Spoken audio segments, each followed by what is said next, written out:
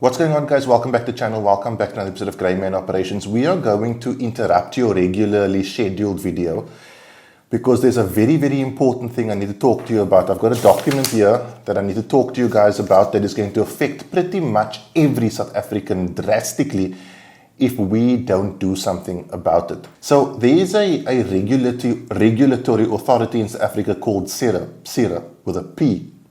Stands for Private Security Industry Regulatory Authority, and they are basically I'm hoping I'm saying this correctly, the governing body of the private security industry. If you want a very more in-depth video, the guys from Saga, I'll leave it linked down below, Gideon Joubert, did a really good video about it. He's way more intelligent and way more knowledgeable about this than what I am.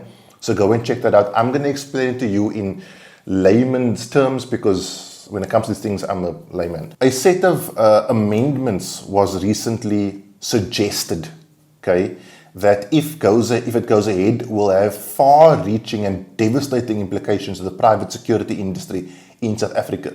Now, before I talk to you about these amendments, I just want to explain.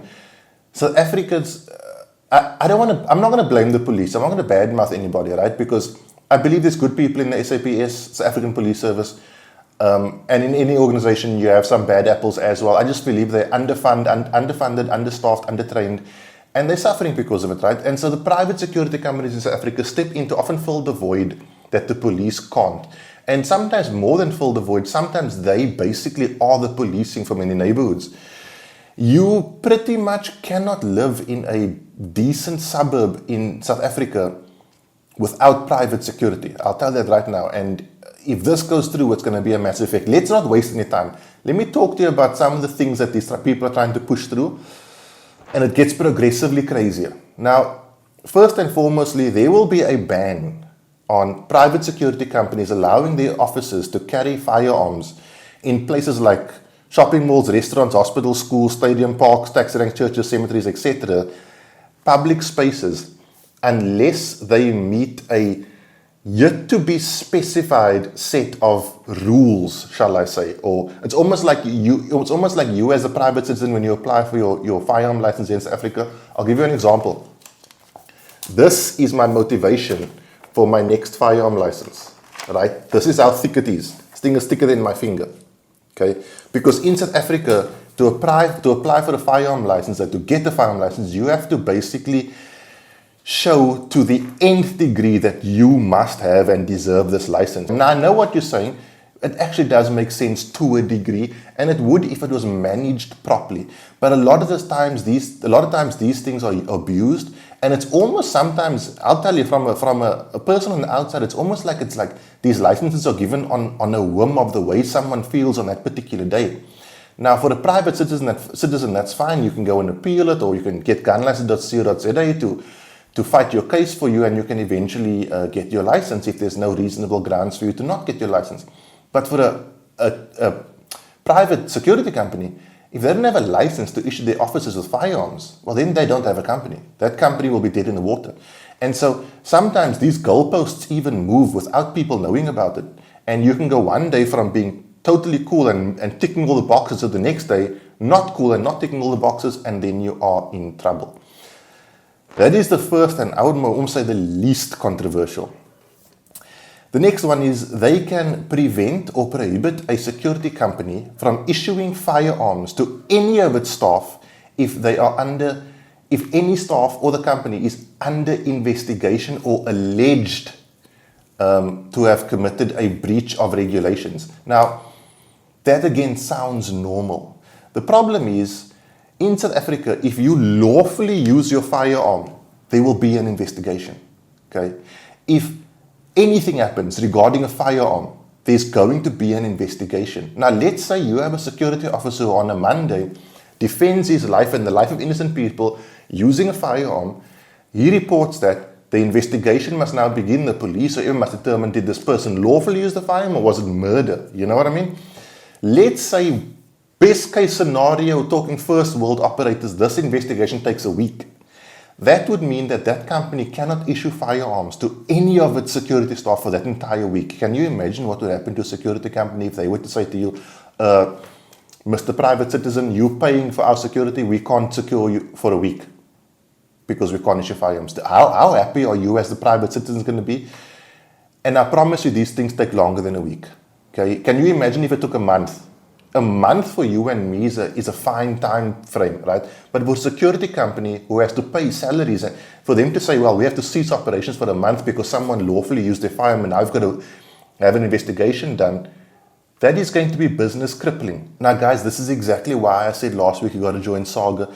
It's a very small cash amount a month. It's like 33 Rand, right? If you divide it by a month, that you basically, you do a one-time EFT and it's for an entire year. These are the people who are fighting these cases for us. So you've got to join Saga. You've got to support those things, because joining Saga is like putting money in the bank if you're a firearm owner. It's almost like securing your firearm ownership future. Saga is a non-profit organization. They rely on us firearm owners to assist them for their time and their education to fight these cases. Let me continue.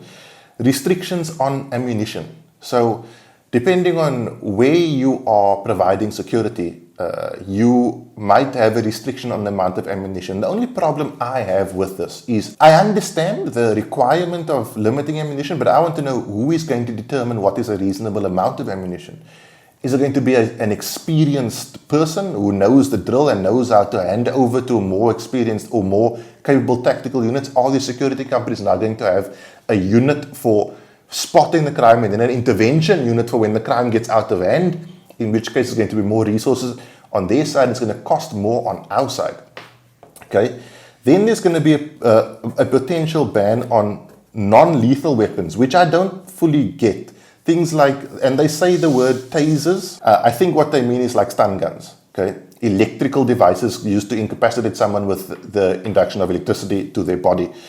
But tasers, batons, pepper spray, water gun, things like that, I don't understand that, because, you know, that is a less lethal option when lethality isn't necessarily required, but an option of subduing a potential bad guy is required. So why would you limit that? Okay, gets crazier. Mandatory annual physical fitness tests. Okay, again, something you think, wow, this would make a lot of sense. My problem with that is, who is going to vigilate those tests? Who is going to be the person to judge? A lot of people don't know this, but when I was in my early 20s, I actually applied to join this African police service, right? And I did the physical exam, and it's really, really possible. Now, I was very fit at the time. I was in the prime of my Muay Thai career. I think it was just before my first Muay Thai fight. But it's not a difficult thing to do. And I know I passed it, and I didn't get into this African police service. So who is going to regulate this? And it must be at the cost of the private security company. Are we going to get these things done all over the country? Will they have to fly all their officers to a particular place? While those officers are there, who's doing the job of those officers? Okay, how do we manage this? I understand the need for a level of fitness, but do we have the mechanisms in place to enforce that level of fitness and test that level of fitness to a standard where it isn't going to dramatically negatively impact the company and be something that is actually of benefit? Then there is probably the craziest one of all. All firearms need to have a tracking device mounted to them. Now, I've been fortunate. I've shot a firearm many times. I can tell you that adding the weight of, for example, a weapon-mounted light to a firearm affects the way that firearm runs in your hand. Okay, adding a red dot to a firearm affects things. I am not aware of any device that you could fit to a pistol that could act as a tracking device. Is it going to be something where it attaches to the bottom of your magazine? That's the only thing I can think of. I don't even know if that technology exists, right? With a rifle, I mean, you know, you could possibly, if you came up with something that was light enough, you could mount it on a rail.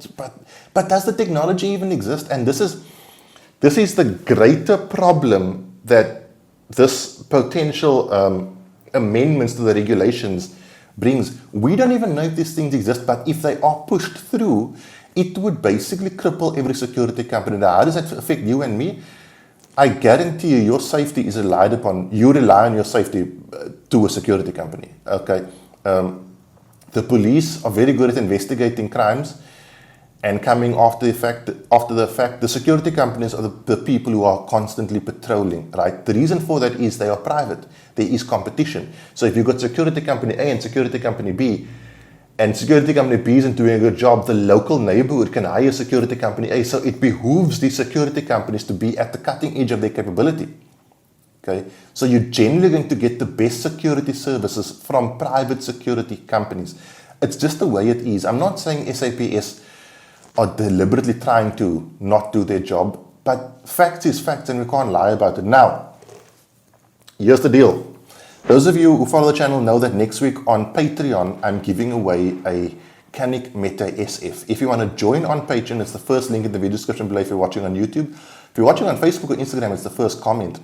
However, if you already joined on Patreon and you send an email to regulations@PSIRA, PSIRA, I'll leave it linked down below, .co.za, and you screen capture that and DM it to me on Patreon, I will give you an extra entry into the competition. We have got to combat this because I'll tell you right now, if this gets pushed through, I think there's more than 500,000 private security officers in South Africa. And if all those people are out of a job, can you imagine what that would do to the economy of, neighborhoods and things like that? And as we know, crime is generally a result of poverty and lack of education. Lack of education is often a result of poverty. So we've got more poor people, we've got more desperate people, and the potential for more crime grows. This thing doesn't make sense at all, and I implore all of you, right? This is why I told you guys last week to join Saga. Saga are the people who are fighting this. Like these people are literally going out of their way. They're not getting paid for it, to fight this on our behalf. This is what Saga does, the African Gunners Association. So please go and join up with them. It's a very small amount of money for an entire year, and it literally secures their abilities. These are top lawyers in the country to fight things like this. I will leave links to everything down below, and I highly encourage you to jump on this as a private citizen in South Africa, because it's going to affect your life. Guys, that is it. I'll chat to you guys next week where Michelle will show you the footage of her course, and we'll speak to you soon. Have a good one. Be safe. Train hard. Cheers. God bless.